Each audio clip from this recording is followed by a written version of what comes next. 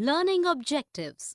After studying this learning module, students will be able to define the meaning of e-business, elaborate the process of purchasing and selling as a fragment of e-business, differentiate between e-business and traditional business, state the benefits and limitations of e-business, explain organizations' requirement for switching over to electronic mode of doing business, recognize the major risk factors involved in doing business through electronic mode, elaborate the need and benefits of business process outsourcing, recognize the scope and limitations of outsourcing.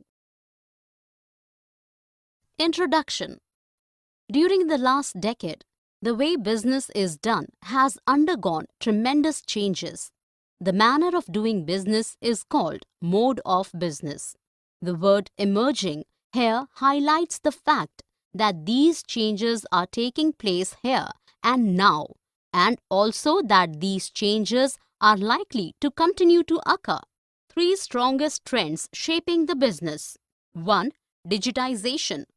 The conversion of text, images, sounds, video and other content in the series of zeros and ones to transmit them electronically. 2. Outsourcing. 3. Internationalization and globalization. E-business. Conduct of trade, industry and commerce using the computer network is called e-business. The most familiar computer network is the Internet. However, the Internet is a public exhaustive way.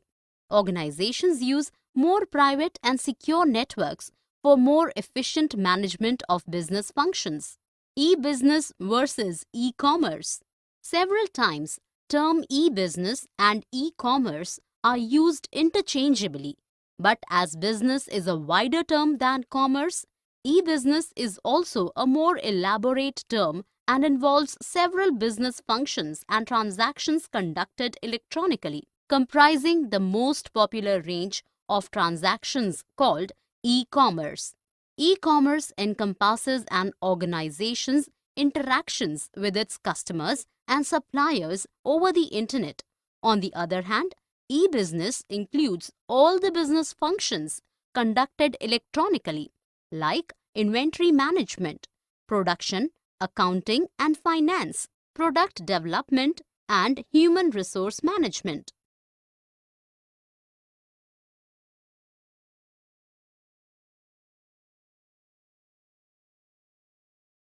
Scope of e-business. Scope of e-business is quite vast and includes all kinds of business functions like production, marketing, finance, marketing and personal administration, and also the managerial activities.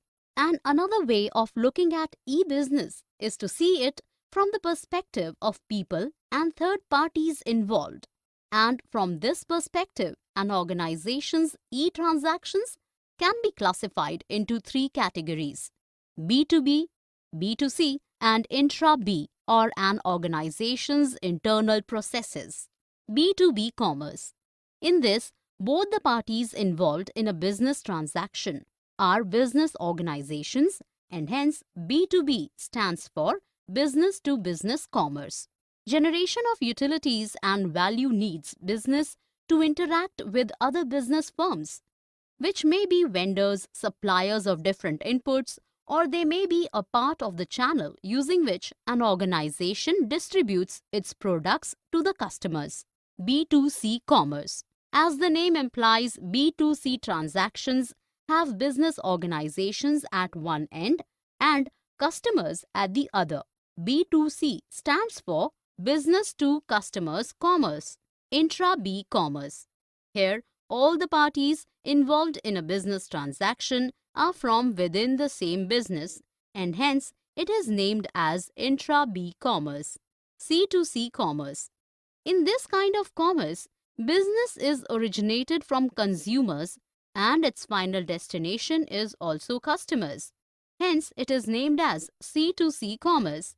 This kind of commerce is appropriate for dealing in goods for which there is not recognized market mechanism. For instance, selling second-hand clothes, books, commodities, etc. E-business versus traditional business. Tailored products have traditionally been manufactured to order by craftsmen and hence they have been expensive with longer delivery times. Now, with the advent of e-commerce, organizations can offer customized goods at lower costs and delivery time has also reduced significantly. Benefits of e-business: ease of manufacturing and lower investment needs. Unlike the several procedural necessities for establishing an industry, e-business is comparatively easy to begin. It benefits both the small and large enterprises alike. Convenience. Internet provides the convenience of doing business 24/7/365. This flexibility allows people to do shopping even in the midnight and also let organizational personnel to do business at any point of time in a day. Speed. E-business has significantly improved the cycle time, that is, the time taken to complete a cycle from the source of demand to its fulfillment. Everybody knows that in this digital era, money is described as electronic pulses at the velocity of light. This is all because of electronic funds transfer technology of e-commerce. Global reach. Internet has no boundaries. On the one side, it allows the seller to have reach to global market.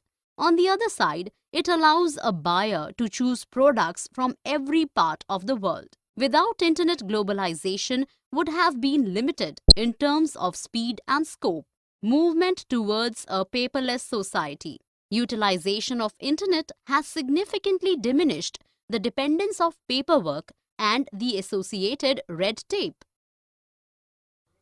Limitations of e-business. Similar to everything else, e-business has also some limitations. Less personal touch, no matter how high-tech it may be, but it lacks the warmth of interpersonal touch and interactions. In this way, it is comparatively less appropriate mode of business for product categories requiring a significant amount of personal touch like garments, etc. Incongruence between the placement of order and its fulfillment speed. However, information flows at a click of mouse. The actual delivery of the products or order takes time. This may cause impatience in customers. Need for technology competence. E-business requires significantly high degree of familiarity of computer technology. Involvement of high risk factor. E-business takes place between cyber personalities. It makes it difficult to establish the identity of the parties. It is therefore riskier to transact through internet. People resistance. The procedure of adjustment to innovative technologies and newer ways of doing business may sprout a sense of insecurity among people. Ethical fallouts. So you are planning to switch this job? You may as well leave it right now, said HR manager, displaying her a copy of an email she had written to her friend. Swati was both stunned and shocked, since how her boss got through her email account. Today, organizations keep an electronic eye to keep a track of files, documents, email you use on your system. Is it at all ethical? Online transactions. Stages involved in online transactions. Chiefly, there are 3 stages involved in online transactions. Firstly, the pre-purchase stage, comprising advertising and information gathering. Secondly, purchase or sale stage, involving price negotiation, closing of sales or purchase and payment. Thirdly, the delivery stage. Except the delivery stage, all the other stages of online transactions need proper flow of information. Procedure of online trading. Registration. Prior doing any online shopping, one has to register herself or himself with the online vendor. It means you have an account with the vendor. Only you can shop by logging into your account. All the sections related to your account, including your shopping cart, are password protected. Otherwise, anyone can log in into your account, which can be troublesome. Placing an order. You can add your required items in your shopping cart and then can place order for the same to purchase. Your shopping cart is your online record of what you have picked to purchase while exploring the online store. Once you decide what you have chosen to purchase, you can check out and then choose your payment option. Payment mechanism. Payment for your online shopping can be made in a number of ways, like cash on delivery, check, net banking transfer, payment via credit or debit card, and digital cash. Security concerns in online transactions. E-business risks. Safety of e-transactions. E-transactions are prone to a number of risks. These risks may involve financial, reputational, and psychological losses to the parties involved in the e-transaction. It makes security and safety issues the chief concerns in e-business. Transaction risks. Online transactions are prone to several risks, like seller denies the receipt of payment done using online mode by the buyer, the delivery of the products does not take place, or seller does not get the payment for the products delivered, and customer claims the payment was done. Data transmission and storage risks. Indeed, information is power. Data kept in the systems and its en route is exposed to several risks. Important information may be stolen and can be used for the fulfillment of selfish motives. There are various of stealing information stored in systems. Virus and hacking are two of them. Using these methods, data can be interrupted during transmission. This can be prevented with the use of cryptography.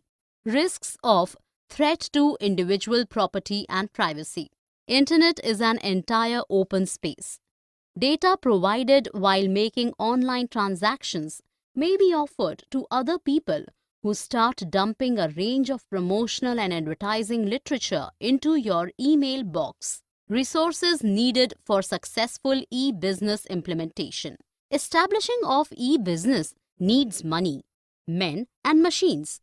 You need additional resources for developing, functioning, sustaining, and enhancing a website. A website is an organization's location World Wide Web. Outsourcing. Outsourcing is a new trend that is fundamentally changing business.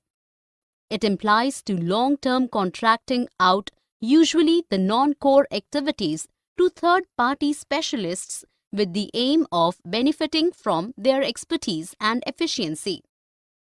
Features of outsourcing. Outsourcing involves contracting. Outsourcing refers to source from third party what you have been otherwise doing in-house. For instance, innumerable companies have so far appointed their own cleanliness and sanitation staff for the purpose of maintaining cleanliness, hygiene, neatness, and sanitation in their premises. But now, several organizations have started outsourcing these activities on contractual basis. Usually, non-core business activities are outsourced.